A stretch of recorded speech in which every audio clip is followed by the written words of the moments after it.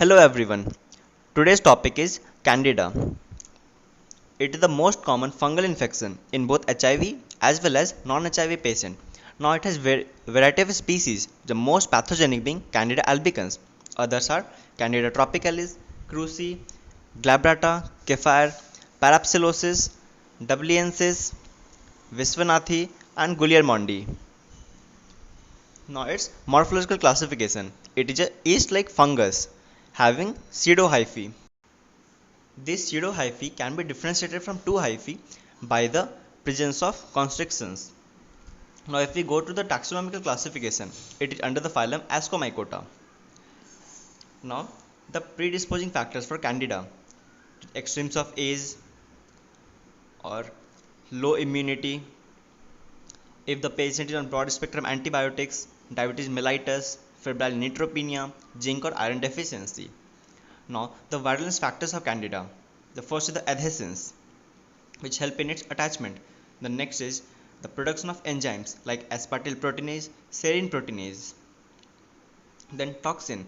The glycoprotein extract of Candida cell wall is pyrogenic, which is very similar to the bacterial toxins. It is similar to the bacterial toxins. The next important virulence factor is pseudohyphae. Now, the tip of this pseudohyphae produce phospholipase, and there is an important term called the phenotypic switching. Phenotypic switching, wherein the yeast form will convert to pseudohyphae and vice versa, and the pseudohyphae can convert to hyphae and vice versa. This is phenotypic switching.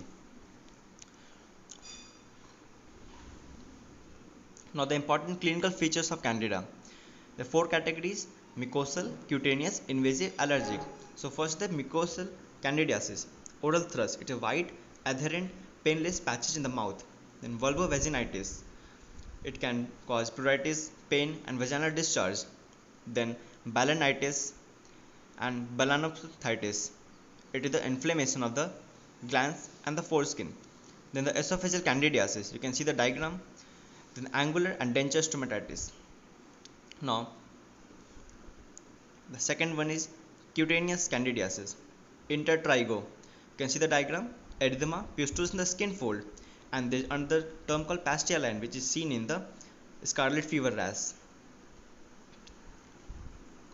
Next is the paronychia and onychomycosis.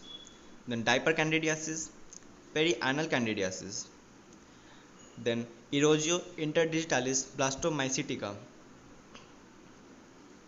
Next is the invasive candidiasis. It can cause UTI, pulmonary candidiasis, septicemia, arthritis, osteomyelitis, meningitis, keratoconjunctivitis, endophthalmitis, hepatosplenic candidiasis, and disseminated candidiasis. Next is the allergic candidiasis. An important term is the candid-dead reaction. It is similar to the dermatophytid reaction seen in dermatophytis. Candid-dead. Now it is an allergic reaction to metabolites of the Candida, which can result in vesicles in the web spaces of hands and other places. Then gastritis, eczema, IBS can also occur, inflammatory bowel syndrome. Now this Candida I told you is similar to the dermatophytid reaction, and these together are known as the ID reaction. Next we come to the lab diagnosis of Candida. The lab diagnosis of Candida. The most important is the direct microscopy. We see gram-positive budding yeast cell with pseudohyphae, I told you. If we culture on sabrodextrose agar, you will see creamy white pasty colonies in 1 to 2 days. Then germ tube test, which is also known as Reynolds broad phenomenon for Candida albicans, but it can also be positive in Candida dubliniensis. Then Dalma plate culture. It is for chlamydiospore production. You will see it in cornmeal agar. This is important to remember. Cornmeal agar is specific for Candida. Okay. The next point is the chrome agar. The Candida albicans will show light green color on chrome agar, and different Candida species will show different colors. Then it can grow at 45 degrees C. Then carbon assimilation, fermentation test, PCR, antibody detection, antigen detection, enzyme detection, and G test for beta 1,3-D-glucan. Now, the treatment. If it is cutaneous, you will treat with topical azoles. If it is esophageal or vulvovaginitis, you will treat with oral fluconazole or caspofungin. If it is disseminated, you will treat with amphotericin B and caspofungin. That's it for today. I hope it was helpful. Thank you very much.